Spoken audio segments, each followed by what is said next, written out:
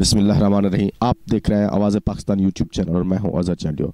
नाजरीन, किसी भी इंसान की ज़िंदगी में जो मेहनत बहुत बड़ी चीज़ होती है। अगर इंसान मेहनत करता है तो वो अपना मकाम भी बना लेता है और मुआशरे के अंदर अपने अपने आप अपनी एक साख बना लेता है।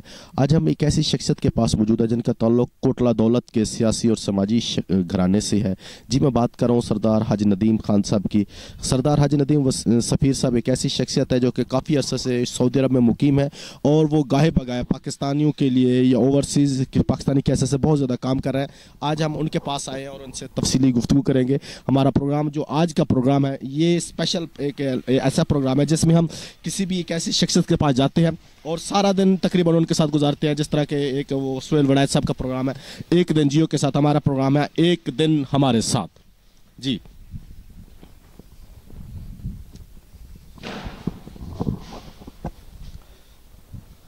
अस्सलाम वालेकुम खान साहब, कैसे हैं? ठीक है।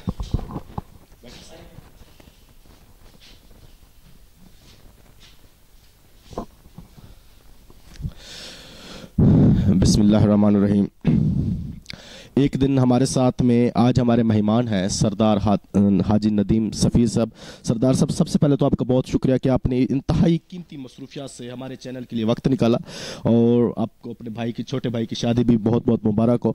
सबसे पहले हमारे चैनल के लिए आपका वक्त निकालने के साथ साथ मैं आपसे एक सवाल करना चाहता हूँ, हमारे नाजरीन के लिए जो बड़ा अहम सवाल है।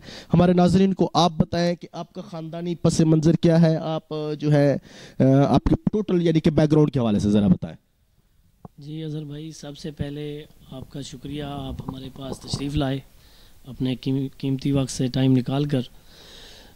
अज़हर भाई, हमारा सियासी पस मंज़र जो है वो अल्हम्दुलिल्लाह एक ज़िम्मेदार घराने से है। हमारे परदादा जो थे वो इस इलाके के ज़ैलदार थे। तकरीबन उस वक़्त कोई 28 मौज़े हुआ करते थे जी। तो अल्हम्दुलिल्लाह उसके बाद मेरे नाना साहब थे सरदार मुनीर अहमद ख़ान, वो इसी यूनियन काउंसिल के वाइस चेयरमैन रहे हैं। ये बस्ती कोटला दौलत भी है, मौज़ा कोटला दौलत भी है और यूनियन काउंसिल भी कोटला दौलत है। इसके अलावा मेरे चाचा सरदार हाजी बशीर अहमद ख़ान मेंबर ज़िला काउंसिल रहे हैं 2 बार। इसके अलावा मेरा कज़न है सरदार सलीम खान चांडिया, 2015 में वो चेयरमैन यूनियन काउंसिल पक्का लाना बने हैं। तो अल्हम्दुलिल्लाह हमें जो ये सियासत में और ख़िदमत का जो मौका मिला है ये विरासत में मिला है और हमारा हमेशा एक मिशन रहा है। मैं ज़ाती तौर पर हमेशा कोशिश करता हूँ कि अगर मेरे पास कोई आदमी आ जाए तो किसी तरीके से भी अगर उसका कोई काम हो सकता है तो मैं अपनी आखिरी हद तक कोशिश करता हूँ उसका काम हो जाए। बाकी काम तो अल्लाह की ज़ात करती है, इंसान के हाथ में सिर्फ कोशिश होती है और अल्हम्दुलिल्लाह मैं हमेशा कोशिश करता हूँ कि हमारे हाथ से कोई अच्छा काम हो जाए। जी खान साहब, बड़ी अच्छी बात है कि आपकी हमेशा से कोशिश होती है। तो नौजवानों के लिए आप रोल मॉडल भी हैं। मैंने देखा है कि आप बड़े प्रोएक्टिव हैं inside the country, outside the country. इसके अलावा आप बहैसियत ओवरसीज़ पाकिस्तानी भी खिदमत सर अंजाम दे रहे हैं। आप काफ़ी अरसे से सऊदी अरब में मुकीम है, वहाँ पर भी आप माशाल्लाह बड़ी अच्छा काम कर रहे हैं। तो सबसे पहले तो हमारे नाज़रीन को ये भी बता दें कि आप कितनी अरसे से सऊदी अरब में मुकीम है। दूसरा, आजकल एक बहुत बड़ा ट्रेजिक है हमारे मुआशरे का, एक बहुत बड़ी ट्रेजिडी हुई है कि जो लोग बाहर जाते हैं उनको शुरू में बहुत से मसाइल का सामना करना पड़ता है और ख़ासकर कुछ मसाइल तो हमारे अपने ही लोगों के पैदा करदा होते हैं जो कि एजेंट बनकर बैठे होते हैं, उनको वीज़े गलत दे देते हैं, इस तरह का। आप जब गए थे क्या आपको भी इन मसाइल का सामना करना पड़ा था? जी अज़हर भाई, ये मसाइल तो तकरीबन जो भी नया आदमी जाएगा उससे देखने पड़ेंगे और सऊदी अरब का कानून बाकी दुनिया से मुख्तलिफ है, लेकिन अल्हम्दुलिल्लाह ये नसीब की बात होती है। मैं 2010 से वहाँ गया हूँ और अल्लाह के फजल व करम से मेरा काम भी अच्छा चल रहा है और जिस आदमी के मैं कफ़ाले में हूँ, जिसके साथ मैं काम करता हूँ, वो आदमी मैं समझता हूँ कि दुनिया में शायद वो चंद लोग होंगे जो हमें भी मिला है। बहैसियत इंसान, मुसलमान, एक हमदर्दी, वो बहुत प्यार करते हैं और हम भी कोशिश करते हैं कि अपनी जो ड्यूटी है वो टाइम पर दें। अल्हम्दुलिल्लाह अल्लाह का फ़ज़ल है और मसाइल तो बहुत ज़्यादा हैं भाई। ओवरसीज़ पाकिस्तानियों के अगर इज्तमाही तौर पर पूछें तो ओवरसीज़ पाकिस्तानियों का कोई हाल नहीं है, कोई पूछने वाला नहीं है। वहाँ बहुत ज़्यादा मसाइल हैं लोगों के लिए। میں تو یہی کہوں گا کہ گورنمنٹ خاص طور پہ عمران خان صاحب کو تو لایا بھی اوورسیز پاکستانیوں کی دعاؤں سے ہے. میں کہتا ہوں اوورسیز پاکستانیوں کی بے انتہا دعائیں تھیں اور وہ آج اس ملک کے وزیر اعظم بنے ہیں. باقی اللہ کرم فرمائے. ہماری تو صرف درخواست ہے کہ اوورسیز پاکستانیوں کے مسائل حل کیے جائیں. جی بالکل خان صاحب، یہ ہے جو خان صاحب بتا رہے تھے کہ اوورسیز پاکستانیوں کے بڑے انتہائی شدید مسائل ہیں، ایجنٹس کے مسائل، وہاں کی جب جاتے ہیں شروع میں اکوموڈیشن کا مسائل، اور سب سے بڑھ کر جو ہمارا جو گرین پاسپورٹ ہے اس پر بھی ایک لیبل لگ چکا ہے. ہمارے لوگ جب باہر جاتے ہیں تو 2 نمبری میں یا اس طرح کے دوسرے جو اچھی ایکٹیویٹیز نہیں ہیں اس میں پائے جاتے ہیں. تو جب آپ شروع میں گئے تھے تو آپ جیسے کہ آپ بتا رہے تھے کہ سعودی عرب کا قانون ایک علیحدہ ایسا قانون ہے جس میں جو میرے خیال میں اس کے اوپر تھوڑی بریفنگ دے دیں کہ سعودی عرب کے اندر کون سا بندہ ایڈجسٹ کر سکتا ہے، کس بندے کو سعودیہ میں جانا چاہیے، اور شروع میں اوورسیز پاکستانیوں کو خاص کر سعودیہ میں کون سے مسائل کا سامنا کرنا پڑتا ہے. میں سمجھتا ہوں کہ اس کے لیے جو ہے نا ہمیں سب سے پہلے حوصلے کی ضرورت ہے. وہاں جس آدمی کا حوصلہ ہوگا تو وہاں ہمارے اور آپ کے آقا کا دربار ہے، اللہ کا گھر ہے، بیت اللہ شریف ہے. تو اللہ تعالیٰ جو ہے وہ صبر کا پھل بھی دیتا ہے. انسان کو حوصلہ کرنا چاہیے اور حوصلے والا انسان انشاءاللہ کامیاب ہوتا ہے. میرا یہی پیغام ہے کہ وہاں مسائل تو آئیں گے، مشکلات آئیں گی، مگر اگر حوصلے سے ہم لڑیں گے تو انشاءاللہ وہ مسائل حل ہو جائیں گے. جی بالکل. انسان کو ویسے بھی کہا جاتا ہے کہ اپنی جو کوشش ہے ہمیشہ کرنی چاہیے، ہمیشہ کی اختیار کرنی چاہیے، اور مردانہ وار وہ جو مشکلات ہیں، جتنی بھی پریشانیاں ان کا مقابلہ کرنا چاہیے، کیونکہ جب انسان مردانہ وار مقابلہ کرتا ہے تو وہ زندگی میں اس کا پھل پاتا ہے، فروٹفل ہوتا ہے. اچھا خان صاحب، آج کل کیونکہ آپ کو پتہ ہے کہ کووڈ-19 نے پوری دنیا کو اپنی لپیٹ میں لیا ہے. یہ ایک ایسی وبا ہے جس نے امیر غریب کی جو ہے تفریق مٹا دی ہے، اور آج جو ہے ایک جو سارے دنیا میں ایک وہ کہتے ہیں کہ ایک گیپ آ گیا ہے، یا کووڈ-19 نے ساری دنیا کے اندر بہت سارے مسائل کو کریٹ کیا ہے. آپ یہ جو کووڈ-19 آیا ہے، آپ نے اس کو سعودی عرب میں اور پاکستان میں 2 مختلف حکومتیں ہیں، انہوں نے اپنے طریقے سے ٹیکل کیا ہوگا، ہم نے اپنے طریقے سے ٹیکل کیا ہوگا. آپ اس پر کیا کہیں گے کہ ہماری حکومت کی پالیسی بہتر تھی یا ان کی؟ دیکھیں جی، پالیسی بنا تو ہر کوئی لیتا ہے، لیکن میں نے عمل ہوتے دیکھا ہے سعودی عرب میں. ہم نے 2 مہینے جو ہے نا ایک کمرے میں گزارے ہیں، اور وہاں جو بھی چھوٹے بڑے مسائل ہوتے تھے وہ گورنمنٹ حل کرتی تھی، اور جو پابندیاں لگائی تھیں اس پر 120% انہوں نے عمل کروا کے دکھایا. پھر جب یہاں آئے تو دیکھا کہ یہاں تو کووڈ-19 کا کوئی نام ہی نہیں ہے. میں تو یہی سمجھتا ہوں کہ ہمارے جو ملک پر ہے وہ اللہ کی خاص رحمت ہے، ورنہ جتنی بے احتیاطی اس ملک میں ہوئی ہے تو ہم تو کسی بڑے نقصان سے دوچار ہو سکتے تھے. دوسرا ہمارے وزیر مشیر بھی ایسے ہی ہے نا. ایک دن میں سن رہا تھا زرتاج بی بی صاحبہ بیان دے رہی ہیں کووڈ-19 کے 19 پوائنٹس ہوتے ہیں، ان کو خود ہی نہیں پتا کہ کووڈ ہے کیا چیز. دوسرا خان صاحب، آپ اوورسیز پاکستانی کی حیثیت سے یہ بڑا پرانا مسئلہ ہے اوورسیز پاکستانیوں کا، وہ چاہتے ہیں کہ وہ الیکشن میں حصہ لیں. ابھی تک ہمارے ہاں ایسا قانون نہیں ہے کہ جو بندہ اوورسیز جو ہے وہ الیکشن میں حصہ لے. اب کیا سمجھتے ہیں کہ حکومت کو اس پر کام کرنا چاہیے؟ دیکھیں، پہلے تو میرا خیال ہے کہ ہمیں جو ہے نا ووٹ کا حق دینا چاہیے. جب ووٹ کا حق ملے گا تو پھر وہ نمائندگی کا حق بھی مل جائے گا. میرا خیال ہے کہ پہلے حکومت کو چاہیے، سپریم کورٹ کا فیصلہ بھی ہے کہ اوورسیز پاکستانیوں کو بہتر طریقے سے ووٹ ادا کرنے کا کوئی طریقہ دیا جائے، کسی ایپ کے ذریعے کوئی ایسا طریقہ استعمال کیا جائے کہ ہر پاکستانی جو باہر رہتا ہے کسی بھی دنیا میں اس کو موقع ملنا چاہیے، کم از کم ووٹ کا حق ملنا چاہیے. اچھا، مزے کی بات یہ ہے کہ ہمارا ملک کا قانون ایسا ہے کہ ایک بندہ جو جیل میں بیٹھا ہو وہ ووٹ تو نہیں ڈال سکتا، لیکن وہ الیکشن لڑ سکتا ہے. ایک ان پڑھ جو ہے وہ نوکری نہیں کر سکتا، لیکن وہ وفاقی وزیر تعلیم بن سکتا ہے. یہ ایک المیہ ہے ہمارے ملک کا. آپ کو نہیں لگتا کہ ہمارے ملک کا جو کچھ قانون بن چکے ہیں ان پر ایک کم از کم نظر ثانی کی ضرورت ہے؟ جی بالکل، میرا خیال ہے کہ پورا جو سسٹم ہے اسے اپ ڈیٹ ہونا چاہیے. اور میں یہ سمجھتا تھا کہ اسٹیبلشمنٹ اور عمران خان اس میں کوئی تبدیلی لائیں گے، اور اب تک تو نہیں محسوس ہوا کہ کوئی اس طرح. ورنہ یہ تو ضروری چیزیں ہیں جو آپ نے کہا ہے کہ ان پڑھ آدمی وزیر تعلیم تو بن سکتا ہے لیکن پڑھے لکھے آدمی کو نوکری نہیں مل سکتی. اسی طرح بہت سارے مسائل ہیں، میرا خیال ہے ان کو حل ہونا چاہیے. خاص طور پہ ہمارا جو قانون ہے، اب دیکھیں میں تو حیران ہوں، قتل کا ملزم جو ہے دوسرے دن ضمانت کرا کے گھوم رہا ہوتا ہے. کتنا بڑا المیہ ہے. تو اللہ تعالیٰ بس ہمارے ملک پر رحم فرمائے. جی اللہ تعالی ہمارے ملک پر رحم فرمائے. دوسرے خان صاحب آپ کا تعلق کیونکہ ایک سیاسی گھرانے سے ہے, سیاست میں بھی کافی انٹری ہے, لیکن عملی طور پر آپ نے ابھی تک پارٹیسپیٹ نہیں کیا, تو کیا مستقبل میں آپ سیاسی طور پر ایکٹیو ہونا چاہتے ہیں یا کوئی الیکشن لڑنا چاہتے ہیں؟ اظہر بھائی میں ایک تو باہر رہتا ہوں, چھوٹا موٹا وہاں پر کام ہے, اپنا رزق حلال کماتا ہوں. مجھے خود الیکشن لڑنے کا کوئی شوق نہیں ہے. میں اپنی فیملی کے لیے تھوڑا بہت کرتا رہتا ہوں. ہماری فیملی میں بھی بہت زیادہ جو ہے وہ نفاق ہے, اتفاق نہیں ہے, بدقسمتی سے. اور جہاں جس خاندان میں اتفاق نہیں ہوگا وہ پھر آپ انجام دیکھ رہے ہیں. بہت اب نواب فیملی کو دیکھ لیں, ہمارے بہاولپور کی رائل فیملی ہے, آج وہ کونسلر نہیں بن سکتے. وجہ یہی ہے کہ وہ آپس کی لڑائیاں ہیں. تو میری ہمیشہ کوشش رہتی ہے سب پورے فیملی کو ساتھ ملانے کی, تاکہ ہم ایک پلیٹ فارم پر اکٹھے ہو جائیں. رہی میرے الیکشن لڑنے کی بات, تو ہم پچھلے 10 سال سے نذیر خان صاحب کے ساتھ اٹیچ ہیں. انہوں نے میرے بھائی ہیں سلیم خان صاحب, ان کو چیئرمین بنایا. تو مستقبل میں بھی وہ جو فیصلہ کریں گے میں تو اس پر عمل کروں گا. رہی بات الیکشن لڑنے کی, تو میں آپ کو یہ بتاؤں کہ اس وقت کوٹلہ دولت سے 3-4 امیدوار ہیں جو میرے عزیز ہیں. کوئی رشتے میں چاچا لگتا ہے, کوئی ماما, جو امیدوار ہیں. لیکن میں ان چند خوش قسمت لوگوں میں ہوں گا کہ انہوں نے مجھے خود آ کے آفر کیا ہے کہ جی آپ کوٹلہ دولت سے الیکشن لڑیں, ہم نہیں لڑتے. سردار قابل خان صاحب بھی الیکشن لڑ رہے ہیں, وہ میرے عزیز ہیں. انہوں نے بھی مجھے کہا ہے کہ یار میں الیکشن نہیں لڑتا, اگر آپ لڑو تو میں نہیں لڑوں گا.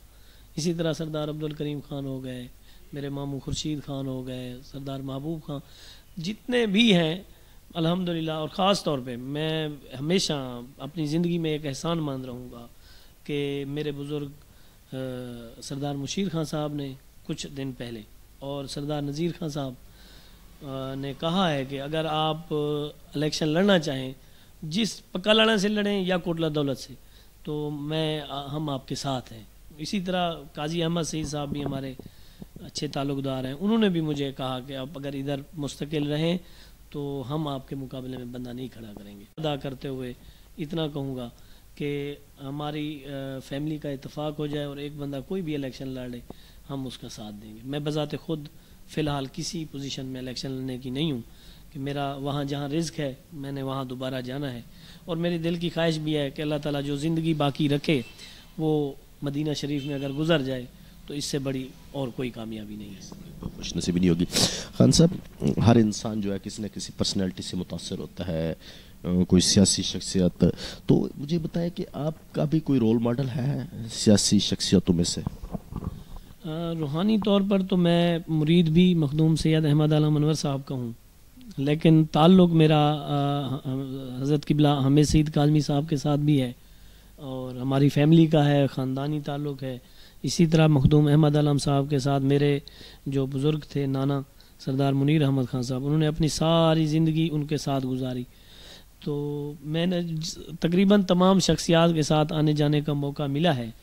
میں سمجھتا ہوں کہ جو سخاوت اور جو انس مخدوم سید احمد عالم انور صاحب دیتے ہیں, اور خاص طور پہ جو مجھے ان کی ادا پسند ہے, وہ یہ ہے کہ اب جس وقت جو بھی بڑا آدمی جائے, چھوٹا آدمی جائے, غریب جائے, امیر جائے, وہ لنگر میں جو ہوگا وہ سب کو ملے گا.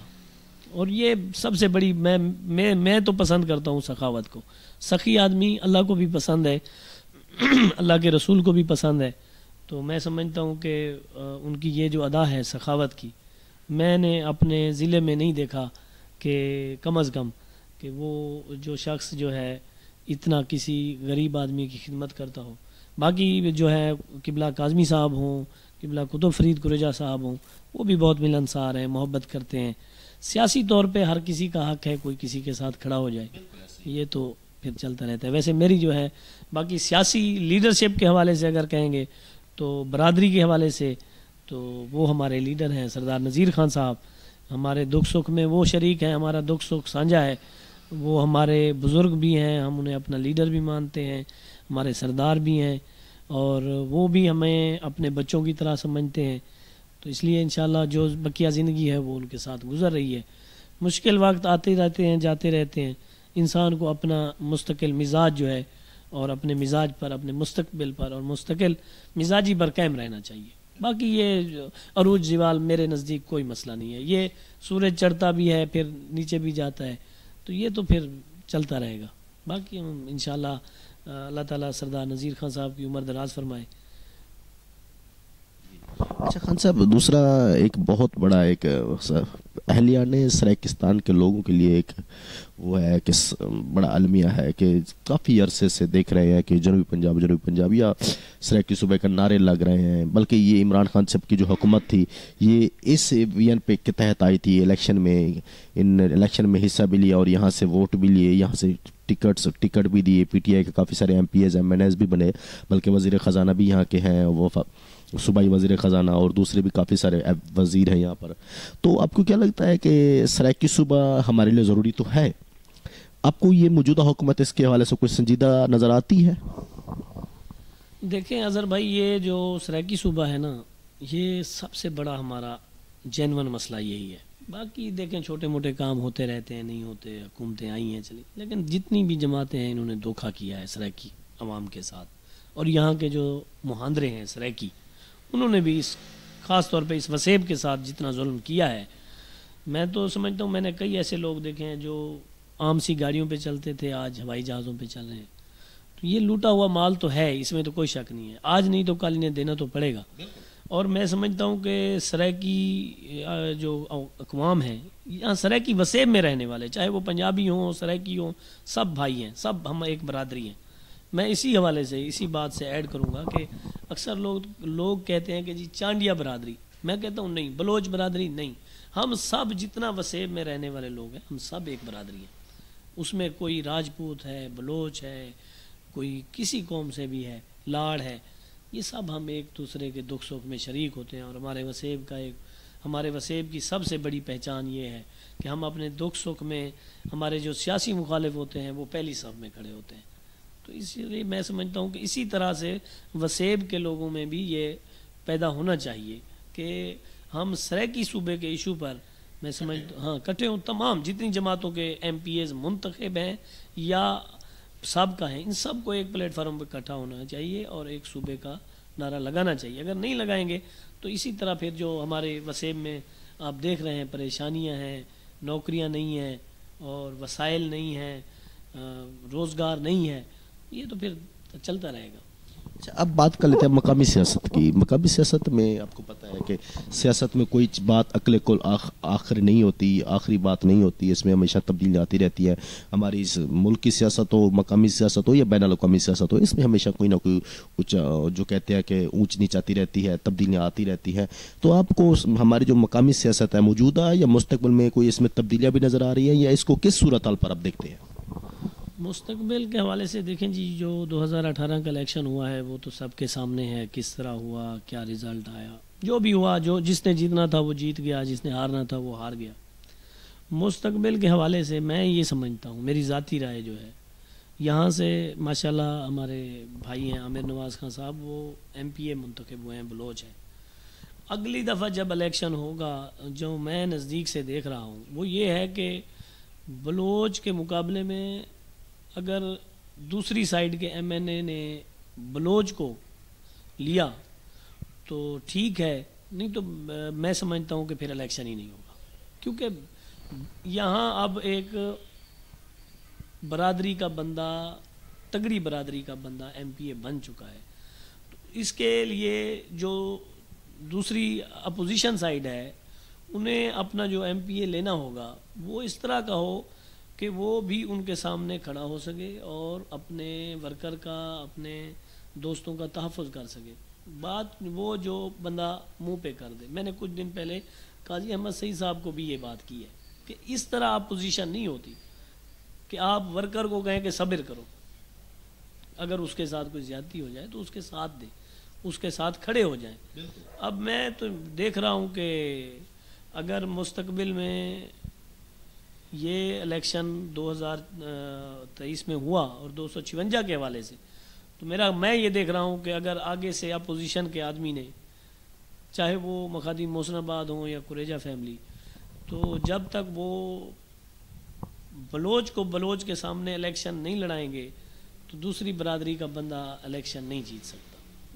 یہ میں حالانکہ یہ بات کرنے کی نہیں ہے، ہمارا اپوزٹ ہے سردار عامر نواز خان صاحب، لیکن یہ حقیقت ہے کہ الیکشن وہی جیتے گا جو سامنے کھڑا ہو سکے، جو اپنے پولنگ سنبھال سکے. اور یہ بھی ہے درمیان میں بہت ساری باتیں ہیں جو نہیں کرنے کی.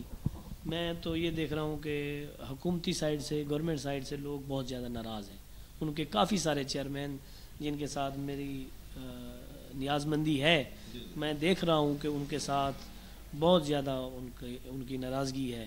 ان کو بھی پتہ ہوگا، اگر ہمیں پتہ ہے تو ان کو بھی پتہ ہوگا، لیکن یہ تو پھر چلتا رہتا ہے. لیکن تبدیلی آئے گی، یہ پکی بات ہے. ہاں جی، ویسے تبدیلی آئے گی جیسے عمران خان صاحب لائے تھے یا ویسے چینج تبدیلی؟ لیکن یہ ہے کہ تبدیلی انشاءاللہ آئے گی.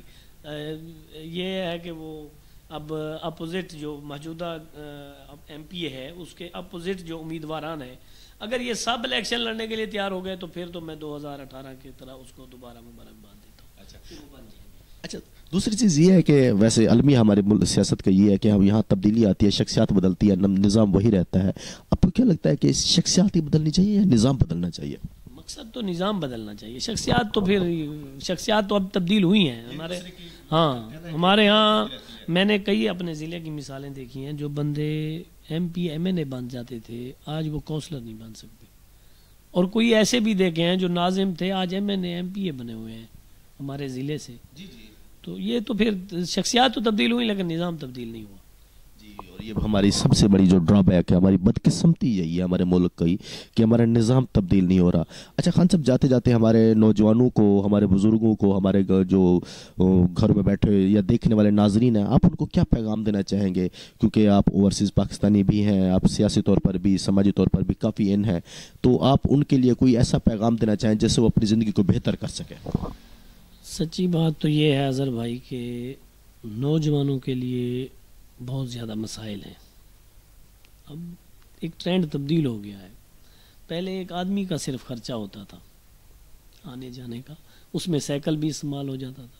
اب ایک نوجوان صبح اٹھتا ہے، وہ اپنا بیلنس چیک کرتا ہے، اس کی ضرورت بڑھ گئی، وہ موٹر سائیکل پہ جاتا ہے، اس کے پیٹرول کا اضافہ ہو گیا. تو میرے خیال میں جو اخراجات ہیں وہ بہت زیادہ ہیں، آمدنی کے وسائل کم ہیں. بہرحال جو بھی حالات ہوں، ہمارے نوجوانوں کو چاہیے کہ وہ کوشش کریں رزق حلال سے، محنت سے. ہمارے پاس یہاں نہیں ہے تو اب لوگ لاہور، کراچی میں چلے جاتے ہیں. تو میرا خیال ہے کہ کسی بے راہ روی سے بہتر ہے کہ اپنی محنت کریں، اور محنت جو ہے اس کا پھل وقتی اگر نہیں ملے گا تو تھوڑی دیر بعد آپ کو اس کا پھل بھی مل جائے گا. تھوڑے بہت میں گزارا کریں، اور اس میں جو مل جائے اس میں اگر آپ خوش رہیں تو میرے خیال میں بھی مسائل کچھ بھی نہیں ہیں. جی ناظرین، خان صاحب بتا رہے تھے کہ سب سے پہلے کہ وہ سیاست میں کس طرح آئے، دوسرا اوورسیز پاکستانی کیسے سے جب وہ سعودیہ میں گئے تو کون کون سے مسائل کا سامنا کرنا پڑا. اس کے بعد کووڈ-19 سے وہ بتا رہے تھے کہ دنیا میں جو کووڈ-19 کا ایک بہت بڑا بھونچال آیا ہے، اس نے پوری دنیا کو متاثر کیا ہے. ساری دنیا کی طرح پاکستان بھی متاثر ہوا ہے، لیکن اللہ کا کرم ہے، وہ یہ بھی کہہ رہے تھے کہ اسی طرح ہم نے اس کا جو ہے وہ سامنا نہیں کیا. لیکن بہرحال حکومت کو بھی چاہیے، نوجوانوں کو بھی، ان نے پوری ایک تفصیلی جو انٹرویو میں ساری چیزیں بیان کر دی کہ ہماری زندگی کا مقصد کیا ہے. انسان جب باہر جائے تو خاص کر وہ لوگ جو باہر جاتے ہیں شروع میں جا کے بہت سارے مسائل کا سامنا کرتے ہیں، تو ان کے حوالے سے انہوں نے بڑا اچھا پیغام دیا کہ آپ جب جائیں تو سب سے پہلے آپ حوصلہ رکھیں. شروع میں ہرڈلز ہیں، تکالیف ہیں، پریشانیاں ہوتی ہیں، لیکن یاد رکھیں جب آپ محنت کرتے ہیں، آپ کا صبر کرتے ہیں، تو آپ کا پیشنس جو ہے، آپ کا صبر جو ہے وہ ایک دن فروٹفل ہوتا ہے اور آپ زندگی میں کامیاب ہوتے ہیں. زندگی میں کامیابی کے لیے کچھ اصول ہوتے ہیں، آپ اگر ان کو فالو کریں گے جو خان صاحب نے بتایا تو انشاءاللہ آپ کامیاب ہوں گے. والسلام.